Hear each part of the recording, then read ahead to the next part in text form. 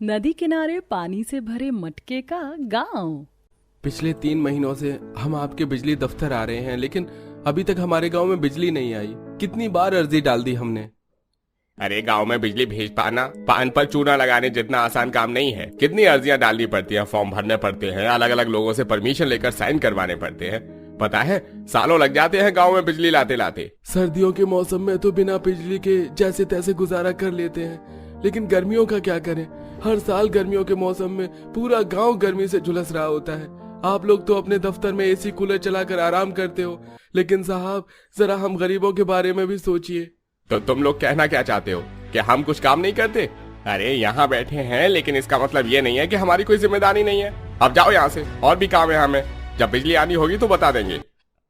बिजली दफ्तर वालों की बात सुनकर वो सभी चेहरे पर मायूसी लेकर बाहर आ जाते हैं। सरपंच जी, अब आप ही बताइए क्या करें। मैं क्या ही बताऊं, मैं तो खुद परेशान हूं। एक तो हमारा गांव भी इतना छोटा और पिछड़ा हुआ है कि मुझे तो लगता है कि सरकार भूल ही गई है कि मदनपुर नाम का भी कोई गांव इस देश में है। सबको बस शहरों को उजागर करने की पड़ी, लेकिन कोई गांव की तरफ ध्यान नहीं दे रहा है।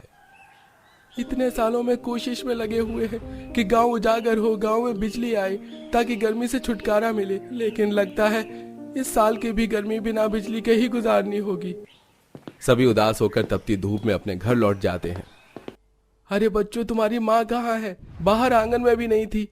बाबा वो पड़ोस वाली काकी के साथ मटके बेचने के लिए शहर की तरफ गई हैं। कह रही थी आते हुए शाम हो जाएगी। उन्होंने खाना बनाकर रख दिया है, आप कहीं तो लगा दूं? पंकज हाथ मुंह धोकर बैठ जाता है तो वहीं मुन्नी पंकज को खाना परोसती है और गिलास में मटके का पानी देती है, जिसे पीकर अब तो इस गर्मी में ये मटके का पानी ही शरीर को सुकून देता है। कम से कम हम गरीबों के पास ये मटका तो है। ऐसे ही शाम हो जाती है। पंकज की पत्नी माधवी पड़ोसन शीला के साथ अपनी मिट्टी के बर्तन और मटकों से भरा ठेला लिए घर पर आती है। माधवी, आज तो आने में काफी देरी हो गई। लगता है आज काफी कमाई हुई है तुम्हारी। चवन्नी भी कमाई नहीं हुई है, सारे मटके बर्तन यूं ही वापस लेकर आई हूँ मैं। गर्मी के मौसम में तो मटके को काफी अच्छी बिक्री होती है, तो लोगों ने मटके क्यों नहीं खरीदे? शहर में अब हर किसी के पास फ्रिज होता है, तो कोई क्यों ही मटके खरीदेगा। 2-3 साल पहले तो गर्मी के मौसम में मटकों की बिक्री हो जाती थी, लेकिन अब तो वो भी नहीं हो रही है। ऐसा ही रहा तो खाएंगे क्या? वैसे ही गर्मी से कम परेशान हैं, जो अब हमारा काम भी नहीं चल रहा है। गर्मी का मौसम शुरू होते ही गांव का हर एक शख्स परेशान हो जाता है। सालों से ना गांव में बिजली थी और ना कोई अच्छा रोजगार का साधन। गांव के कुछ लोग मिट्टी के बर्तन बनाकर बेचते तो कुछ अमीर लोगों के खेतों में खेती करते। पानी के नाम पर भी गांव में इकलौती नदी थी। इसी नदी से सभी गांव वासियों का गुजारा चल रहा था। कभी कभी तो सोचती हूँ, अगर गांव में नदी नहीं होती तो हम तो सालों पहले ही इस गर्मी से मर चुके होते। सही कहा मनोरमा बहन, ये नदी ही अब इकलौता सहारा है हम लोगों के जीवन का। वैसे ये महीना पूरा होने वाला है। हर महीने के आखिर में हम अपनी नदी की पूजा करते हैं। इस रविवार के दिन सभी सुबह 6 बजे नदी किनारे इकट्ठा हो जाना। आखिरकार ये नदी ही तो हमारे जीने का इकलौता सहारा है। नदी मैया, बस इस नदी को कभी सूखने मत देना।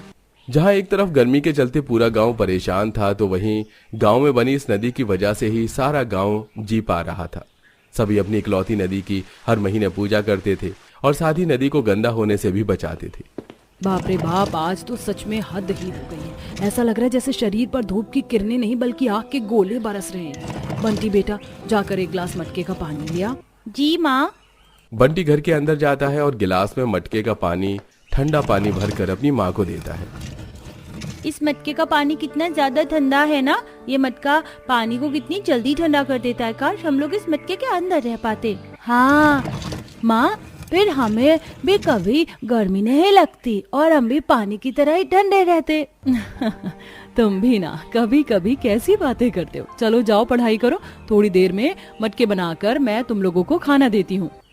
ऐसे ही कुछ दिन गुजर जाते हैं। बीतते दिनों के साथ गर्मी भी काफी ज्यादा बढ़ चुकी थी और इस साल इतनी भयानक गर्मी होती है कि गांव की एक बूढ़ी औरत सरला की गर्मी के चलते मौत हो जाती है। अब तो बस यही दिन देखने रह गए थे। इतने सालों से तो बस हम गर्मी से ही परेशान थी, लेकिन आज तो गांव में गर्मी से सरला चाची की मौत हो गई। भगवान, क्या सारे जुल्म सिर्फ हम गरीबों पर ही ढाता है। अरे सरला चाची की 3-3 जवान बेटियां हैं, अब क्या होगा इन तीनों का। सभी लोगों को सरला की मौत का काफी बड़ा सदमा लगता है और कहीं न कहीं अब सबके दिलों में गर्मी को लेकर दहशत और बढ़ जाती है। माधवी हर रोज की तरह शहर और गांव में मटके बेचने के लिए जाती है। बहन जी, ये बड़ा वाला मटका कितने का है? ये बड़ा वाला 100 रुपए का है और छोटा वाला 50 का। मेरे पास 50 रुपए ही हैं और घर में इतने सारे लोग हैं, इस छोटे से मटके का पानी हम कितने लोग ही पी पाएंगे। आप एक काम करिए, ये छोटा वाला ही दे दीजिए। आप ये बड़ा वाला ही लेकर जाइए। जब आपके पास पैसे हों तो आप मुझे बाकी पैसे दे दीजिएगा। इतनी गर्मी में कोई प्यासा मुझसे देखा नहीं जाएगा। मैं भी आपकी तरह ही गरीब हूँ तो आपकी हालत समझ सकती हूँ। भगवान अपनी कृपा आप पर बरसाए, भला करे ऊपर वाला आपका। माधवी उस औरत को आधे दाम में ही बड़ा वाला मटका दे देती है। माधवी भले ही खुद गरीब थी, लेकिन जितनी हो सके उतनी लोगों की मदद करती। आधे कम दामों में लोगों को मटका देना, कभी किसी को पानी पिलाना तो कभी किसी को अपने हिस्से की रोटी देना। ऐसे ही कुछ दिन गुजर जाते हैं। सरला की मृत्यु को मुश्किल से 2 हफ्ते ही हुए थे कि अब गांव में 6 साल के बच्चे की गर्मी के चलते मौत हो जाती है, जिससे माधवी काफी ज्यादा डर जाती है और नदी किनारे पानी भरते हुए रोने लगती है। गांव में गर्मी के चलते 2 लोगों की मौत हो चुकी है। उस बच्चे की माँ को रोता बिलखता देख मेरा तो कलेजा ही बिलख उठा है। माधवी काफी ज्यादा रोती है कि तभी रोते रोते माधवी के कुछ आंसू उस नदी के अंदर जा गिरते हैं, जिससे मेरी बच्ची, रोना बंद करो, अब सब कुछ ठीक होने वाला है। ये आवाज कहाँ से आई है? कौन है यहाँ? मैं तुम्हारे सामने ही हूँ माधवी। ये आवाज मुझ में से, यानी इस नदी के अंदर से आ रही है। मैं नदी की देवी तुमसे बात कर रही हूँ। कहीं मैं कोई सपना तो नहीं देख रही हूँ? नदी देवी, क्या आप सच में मुझसे बात कर रही हैं? मैं तुम्हारी और तुम्हारे गांव के हालातों के बारे में अच्छी तरह से जानती हूँ और तुम्हारे गांव के सभी लोग भीषण गर्मी के चलते काफी परेशान हैं। इस गांव में रहने वाला हर शख्स एक नेक दिल इंसान है। तुम भी लोगों की काफी मदद करती हो, इसलिए अब मैं तुम सबकी मदद करना चाहती हूँ। गांव में जितने भी परिवार हैं, उन सभी परिवारों के हिसाब से तुम एक मटका बनाओगी और उस मटके के ऊपरी हिस्से में मेरी इस नदी का पानी भरोगी। ये सभी मटके तुम्हें इसी नदी किनारे बनाने होंगे। नदी देवी की बात सुन माधवी ऐसी ही करती है और जल्दी किनारे आकर सभी गांव वालों के परिवार के हिसाब से अलग अलग मटके बनाकर रख देती है। और जब नदी का पानी उन मटके के ऊपरी हिस्सों में डालती है तो देखते ही देखते वो छोटे छोटे पानी से भरे मटके बड़े बड़े पानी से भरे मटके के घरों में बदल जाते हैं। ये तो पानी से भरे मटका घर है। हे देवी मैया, आपका बहुत बहुत शुक्रिया। माधवी जल्दी से सभी गांव वालों को इकट्ठा करके नदी किनारे ले आती है। सभी नदी किनारे बने पानी से भरे इन मटकों के घरों को देखकर काफी हैरान और खुश होते हैं। माधवी, तू सच कह रही है? ये पानी से भरे मटके घर अब हमारे हैं, हम इसमें रह सकते हैं? हाँ हाँ, देवी मैया ने मुझसे खुद कहा है। एक एक करके अब गांव के सभी लोग जब उस पानी से भरे मटके घर के अंदर जाते हैं। ये मटका घर अंदर से कितना ज्यादा ठंडा है ना, जैसे ऐसा लग ही नहीं रहा कि हम किसी मटके के अंदर हैं। ऐसा महसूस हो रहा है जैसे बर्फ से घिरी वादियों के बीच में खड़े हैं हम। पहली बार जिंदगी में दिल और शरीर को इतना सुकून मिला है। ये पानी से भरा मटका घर तो बड़ा ही कमाल का निकला। ऊपर पानी भरे होने की वजह से कितनी ज्यादा ठंडक है इसके अंदर। अगर ऐसा घर हो तो बिजली की किसे ही जरूरत है। सभी गांव वाले नदी किनारे पानी से भरे और मटकों के घरों में जाकर काफी ज्यादा खुश थे। माँ, अब पूरा घर हमारा है ना? हम पूरी गर्मियाँ इसी घर में रहेंगे। अब तो मैं गर्मी में कहीं बाहर भी नहीं जाऊंगी, हम सब यहीं खेलेंगे। मुझे तो अभी भी ये सब एक सपने जैसा लग रहा है। मुझे खुद पंकज, लेकिन देखो ना, देवी मैया की कृपा से सब कुछ ठीक हो गया और हमें गर्मी से छुटकारा भी मिल गया। सभी गांव वाले मटके घर के अंदर रहकर काफी ज्यादा खुश थे। माधवी, तुम यकीन नहीं करोगे, कल रात को तो मुझे अपने इस मटके घर के अंदर ठंड लगनी शुरू हो गई। कंबल ओढ़कर सोई हूँ मैं, जब जाकर नींद आई है। मैं तो सबसे ज्यादा इस बात से खुश हूँ कि अब गर्मी से गांव में किसी की मौत नहीं होगी। इसी तरह पूरा गांव नदी किनारे बसे उन मटके घरों में हंसी खुशी रह रहा था। ऐसे ही कुछ समय गुजरता है। शहर से कुछ लोग गांव घूमने के लिए आए होते हैं और जब उन लोगों की नजर नदी किनारे पानी से भरे इन बड़े बड़े मटकों के घरों पर पड़ती है, आई कांट बिलीव, मुझे तो अभी भी अपनी आंखों पर यकीन नहीं हो रहा कि सारे घर मटके के बने हुए हैं। जी हाँ, सही कहा आपने। ये सारे घर मटके के बने हुए हैं और अंदर से काफी ज्यादा ठंडे हैं। आज तक इतने अलग अलग तरह के घर देखे, लेकिन ऐसा मटका घर पहले कभी नहीं देखा। क्या मैं इन घरों की फोटो क्लिक कर सकती हूँ? सोशल मीडिया पर इन मटके घरों की फोटो पोस्ट होते ही कई सारे लोग दूर दूर से इन्हें देखने के लिए गांव आते हैं, जिसके चलते काफी कम समय में अब ये पिछड़ा गांव लोगों की नजरों में आने लगता है। और अब जल्द ही इस गांव में बिजली भी आ जाती है और अब पूरा गांव गर्मी में भी हंसी खुशी रहता है। निकिता नदी किनारे घर के बाहर पूरे परिवार के साथ सो रही होती है, तो वहीं सिमरन अपनी ससुराल वालों के साथ खड़ी होती है। भला कोई घर के बाहर नदी किनारे इतने आराम से कैसे सो सकता है? देखो इसे कैसे सो रही है। इसको तो कोई होश ही नहीं है। नदी गंदी होती है, बदबू आती है, और क्या पता सोते हुए हमारे ऊपर नदी के पानी की छींटे आ जाए। मुझे तो समझ नहीं आ रहा है बिना एसी के यहाँ ये इतने आराम से कैसे सो सकती है। इतने टाइम से तो ये हमारे साथ एसी में ही सो रही थी। आखिर क्यों एक जेठानी अपनी देवरानी के नदी किनारे सोने पर इतना गुस्सा हो रही है? आइए जानने के लिए चलते हैं कहानी में। निकिता शादी करके ससुराल जाती है, जहाँ सब सो रहे होते हैं, तो वहीं एसी में निकिता कांप रही होती है। यहाँ सब एसी में कितने आराम से सो रहे हैं, मुझे तो एसी में ठंड लग रही है, नींद भी नहीं आ रही है। क्योंकि निकिता को एसी की आदत नहीं थी, इसलिए वो सारी रात सही से सो नहीं पाती और अगली सुबह अपनी पहली रसोई के लिए रसोई में जाती है। यहाँ चूल्हा नहीं है क्या? चूल्हा? तुम अपने गांव में नहीं हो, शहर में हो। यहाँ सब गैस पर खाना बनाते हैं। अगर तुम्हें चूल्हा जलाना नहीं आता तो मैं तुम्हें सिखाती हूँ। अब सिमरन निकिता को सबसे पहले गैस चलाना सिखाती है। साथ ही वो धीरे धीरे कैसे चाकू, मिक्सी और बाकी सामान यूज किया जाता है उसे बताती है। अब बना लोगी ना खाना? हाँ बना लूंगी, आप मेरी थोड़ी और मदद करवा देती। पता नहीं कैसी गंवार देवरानी आ गई है मेरे इस घर में। ठीक है, मैं करवा दूंगी, पर तुम इतनी थकी हुई क्यों हो? रात भर सोई नहीं हो क्या? ऐसा नहीं है, वो बस शादी की थकान हो गई है। अब इन्हें क्या बताऊं, मुझे एसी में सोने की आदत नहीं है। मुझे तो नदी के किनारे खुले में सोने की आदत है। सारी रात एसी में सो नहीं पाई, ठंड लग रही थी। निकिता अपनी जेठानी की मदद से अपनी पहली रसोई करती है। सभी घर वालों को उसके हाथों का खाना भी पसंद आता है। देखते ही देखते पूरा दिन बीत जाता है और रात को एक बार फिर एसी चलने की वजह से निकिता को नींद नहीं आती। क्या करूं, यहाँ तो सब एसी में सोते हैं, कितनी ठंड लग रही है, मुझे तो नींद ही नहीं आ रही। एक काम करती हूँ, सबसे छुपकर छत पर जाकर सो जाती हूँ। वैसे भी यहाँ पर सब सुबह 6-7 बजे उठते हैं और मुझे तो 5 बजे उठने की आदत है। इनसे पहले उठकर नीचे आ जाऊंगी। क्योंकि निकिता को एसी की आदत नहीं होती, इसलिए वो सबकी नजरों से छुपकर चादर और तकिया लेकर छत पर सोने के लिए चली जाती है और घर वालों के उठने से पहले उठ जाती है। क्या बात है, सारे काम बड़ी जल्दी सीख गई और आज मुझसे पहले उठकर रसोई में भी आ गई। अब आ गई हूँ तो माँ जी की चाय बनाकर उन्हें दे आओ। माँ जी ने कभी मुझे बताया था कि उन्हें सुबह बेड पर चाय चाहिए होती है, इसीलिए मैंने उनकी चाय पहले ही बना ली है। चेहरे पर मुस्कान लेकर निकिता अपनी सास के कमरे में जाती है। माँ जी आपकी चाय। बहू जरा अपनी नंद को भी देखो, उठी या नहीं?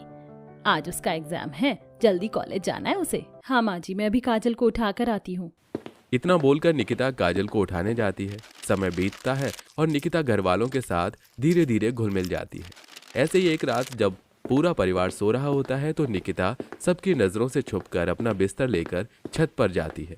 यहाँ तो कुछ भी नहीं है। हमारे गांव में घर के पास कितने पेड़ पौधे थे, घर के बाहर ही नदी थी, कितना अच्छा नजारा होता था, कितने आराम से हम लोग नदी किनारे सोते थे। निकिता अपने पुराने दिन याद करने लगती है। निकिता बेटी आजा, मैंने बिस्तर लगा दिया है। निकिता आज तुम मेरे साथ सो जाओ, तुम्हारे भैया शहर गए, 2-3 दिन बाद आएंगे। हाँ भाभी क्यों नहीं, वैसे भी आप नदी के सबसे पास सोती हो। मुझे तो भैया वाली जगह शुरू से ही चाहिए, क्योंकि वहाँ पर मिट्टी की खुशबू के साथ पानी की छींटे जो आते हैं। वो भी क्या दिन थे, काश कि मैं अपने मायके जा पाती तो नदी किनारे ही सोती। इतना बोलकर निकिता सो जाती है और घर वालों के उठने से पहले अपना बिस्तर लेकर नीचे आ जाती है। अमित उठो, तुम्हें ऑफिस के लिए लेट हो रहा है। देखो मैंने तुम्हारा लंच भी पैक कर दिया है। यार तुम कितनी जल्दी उठ जाती हो? एसी में सोने के बाद किसकी इतनी जल्दी आंख खुलती है? जिसको काम होता है वो जल्दी उठता है। आप जल्दी उठो। अमित को उठाकर निकिता अपनी जेठानी के पास जाती है, जहां आज सिमरन उसे मशीन में कपड़े धोना सिखाती है। तुम्हें कुछ नहीं करना, मशीन सब कर लेगा। जैसे बताया है याद रखना, ऐसे ही कपड़े धोए जाते हैं मशीन में, समझी? हमारे घर में इतनी तकनीकी नहीं थी ना, इसीलिए नहीं आता। थैंक यू मेरी मदद करने के लिए। पता नहीं कैसी गंवार मेरे पल्ले पड़ गई है। अच्छा ठीक है। निकिता धीरे धीरे सिमरन के साथ रहकर घर के सारे काम सीख जाती है। ऐसे ही एक रात 11 बज गए, आज फिर मुझे सोने में देरी हो गई। निकिता भाभी अब घर में सबसे पहले उठती है ना, मुझे सुबह जल्दी उठा देना। एक एक करके सब अपने कमरे में सोने के लिए चले जाते हैं और सबके सोते ही निकिता अपना बिस्तर लेकर छत पर सोने के लिए जाती है। यहाँ तो मच्छरदानी भी नहीं है और खुशबू वाली अगरबत्ती भी नहीं है, कितने मच्छर काट रहे हैं। इससे तो अच्छा मेरे गांव, वहाँ तो नदी किनारे ही इतनी ठंडी हवा चलती है कि एसी की जरूरत ही नहीं। अब इसी तरह निकिता एसी से बचने के लिए सबकी नजरों से छुपकर छत पर जाकर सोती है। समय गुजरता है और देखते ही देखते 1 महीना बीत जाता है और एक दिन। माँ जी, मेरी भाभी को बच्चा हुआ है, मेरा गांव जाना बहुत जरूरी है। हाँ बहू, जानते हैं हम, और तुम्हें अकेले जाने की जरूरत नहीं है। बच्चों का नामकरण भी होना है, तुम्हारी माँ ने हमें भी इनविटेशन दिया है, हम सब चलेंगे तुम्हारे साथ। मैं तो पहली बार गांव जाऊंगी भाभी के। जितनी खुशी निकिता को अपने मायके जाने की थी, उतनी ही खुशी से उसके ससुराल वाले भी उसके साथ उसके गांव जाते हैं। जहां अपने गांव पहुंचते ही निकिता काफी खुश होती है। अमित देखो, नदी के कितने पास है ना मेरा घर। हम लोग रात में नदी के पास ही सोते, घर के बाहर बहुत मजा आता है, आप भी सोना। क्या तुम अपने परिवार के साथ बाहर सोती हो? पर यहाँ कितनी बदबू आ रही है। दीदी वो बदबू नहीं, मिट्टी की खुशबू है। आप सब अंदर चलिए ना। कुछ देर में पूरा परिवार अंदर जाता है, जहां निकिता के मायके वाले उनका अच्छे से स्वागत करते हैं। देखते ही देखते रात हो जाती है और उस दिन पूरा परिवार घर के बाहर बिस्तर लगाता है। क्या हम लोग इस गर्मी में घर के बाहर सोएंगे? यहाँ तो एसी भी नहीं है, मैं सोऊंगा कैसे? आप यहाँ सोकर तो देखो, आपको एसी की जरूरत भी नहीं पड़ेगी। माँ जी मेरा यकीन कीजिए, बहुत मजा आएगा सोने में। अब बहू इतना कह रही है तो एक दिन सो के देखते हैं। अब निकिता अपने मायके वालों के साथ आराम से सो जाती है, पर निकिता के ससुराल वालों की आंखों में नींद नहीं होती और वो लोग खड़े हो जाते हैं। माँ मुझे तो नींद ही नहीं आ रही, अंदर एसी नहीं है और बाहर नदी की इतनी आवाज, पानी के छींटे, मच्छर सोने नहीं दे रहे। मुझे तो हैरानी हो रही है, इतने दिनों से एसी में सो रही थी, फिर भी यहाँ इतने आराम से कैसे सो सकती है ये? उस रात बिना एसी के पूरा परिवार सही से सो नहीं पाता और अगली सुबह। माँ जी, दीदी, काजल, आप लोगों को देखकर ऐसा लग रहा है जैसे आप लोग सही से सो नहीं पाए सारी रात। भाभी आप तो कुंभकर्ण की तरह सो गए, आपको क्या ही पता, बाहर नदी की इतनी आवाज आ रही थी, ऊपर से बदबू। हाँ बहू, मच्छरों ने तो काट कर हमें सुझा दिया है। अपने घर वालों की परेशानी देख निकिता भी परेशान हो जाती है और रात को एक बार फिर जब पूरा परिवार घर के बाहर सोने जाता है, यार मैं नहीं सो पाऊंगा बिना एसी के, यहाँ बहुत मच्छर काटता है। निकिता मुझे तो यकीन नहीं हो रहा है, तुम भी तो हमारे साथ शहर में ऐसे ही सोती हो, फिर यहाँ इतनी आराम से कैसे सो सकती हो घोड़े बेचकर? तुम्हें हमारी परवाह है या नहीं? दीदी किसने कहा कि मैं शहर में एसी में सोती हूँ? मुझे तो खुले में सोने की आदत है, इसीलिए मैं सबकी नजरों से छुपकर इतने दिनों तक छत पर जाकर सो रही थी और आप सबके उठने से पहले उठ रही थी। क्या इतने दिनों तक तो ऊपर छत पर खुले में सो रही थी? माफ करना माँ जी, मैंने आप सबसे ये सच छुपाया, पर जैसे आपको सोने में अभी दिक्कत हो रही है वैसे ही मुझे एसी में सोने में दिक्कत होती है, बस इसीलिए मैंने ऐसा किया। पर मैं आपकी परेशानी समझती हूँ, पर आप लोग आराम से सोइए, मैं अंदर से मच्छरदानी लाती हूँ और खुशबू वाली अगरबत्ती, उसके बाद आप लोगों को कोई परेशानी नहीं होगी। इतना बोल निकिता अंदर से मच्छरदानी लेकर आती है और कुछ खुशबू वाली अगरबत्ती टेबल पर जला देती है, जिस वजह से पूरा परिवार काफी अच्छे से सोता है। अगले दिन उसकी भाभी के बच्चे का नामकरण होता है, जिसके बाद रात को पूरा परिवार घर के बाहर मच्छरदानी में सोता है और अगले दिन सभी लोग शहर आ जाते हैं। अपने घर आते आते रात हो गई, चलो चल के सोते हैं। माँ जी मुझे एसी में सोने की आदत नहीं है, क्या मैं छत पर ही जाकर सो जाऊं? निकिता तुम्हें अकेले सोने की जरूरत नहीं है, मैं भी तुम्हारे साथ छत पर ही सोऊंगा। तुम दोनों अकेले नहीं, हम सब भी सोएंगे। बहू, जैसे हमें बिना एसी के तेरे घर में परेशानी हो रही थी, वैसे ही तुझे भी तो यहाँ बिना नदी के परेशानी होती होगी, इसलिए हम तुझे एसी में सोने के लिए फोर्स नहीं करेंगे। तेरा जहाँ दिल करे तू वहाँ सोना, और अब तो हम भी तेरे साथ छत पर सोने की आदत डालेंगे। ये लो, लाइट भी चली गई। लगता है भगवान भी यही चाहता है कि आज हम सब भाभी के साथ छत पर ही सोएं।